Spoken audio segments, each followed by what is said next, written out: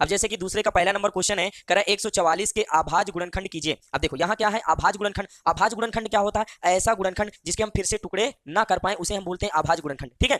तो हमको करना क्या है, 144 के क्या करना, अभाज्य गुणनखंड। तो जैसे कि आपको पता होगा अभाज्य गुणनखंड करके आए हैं, 144 के हम गुणनखंड करेंगे तो यहाँ से 2 से काटेंगे, 2 से 14, 2 दूनी 4, फिर 2 से काटेंगे, है ना। तो ये क्या आएगा, 36 दूनी 72, फिर 2 से काट दो, 18 दूनी क्या आएगा 36, फिर 2 से काट दो, 2 नियम क्या आएगा 18, 2 नियम 18, और फिर क्या है 3 त्रिक का, फिर 3 से कटेगा, 3 त्रिक का ना हो, फिर आएगा 3 एकम 3। तो यहाँ से ये क्या हो गए, 144 लिख लेंगे, और 144 में लिखेंगे 2 गुणे 2 गुणे 2, कितने 2 हैं, 4 2 हैं, तो यहाँ से क्या करेंगे 4 2 कर लेंगे, फिर क्या है यहाँ से 3 गुणे क्या है 3। तो आप यहाँ से ये समझ पा रहे हैं, ये जितने भी ये क्या है, ये सब क्या है गुणनखंड। और ये कैसे गुणनखंड है बेटा, अभाज्य गुणनखंड। अभाज्य गुणनखंड का मतलब यही होता है ऐसा गुणनखंड जिसके हम फिर से टुकड़े ना कर पाए। जैसे 3 एक कैसी संख्या, अभाज्य संख्या, तो ये सब क्या है इसके अभाज्य गुणनखंड हो गए, ठीक है। अब जैसे ख नंबर क्वेश्चन कर प्रतिस्थापन विधि से, प्रतिस्थापन विधि द्वारा हल कीजिए। अब ये समीकरण फर्स्ट है 2x + y = क्या 6 है, और x - 2y = क्या -6। तो यहाँ से हम सॉल्व करेंगे, यहाँ से क्या है, पहला समीकरण है 2x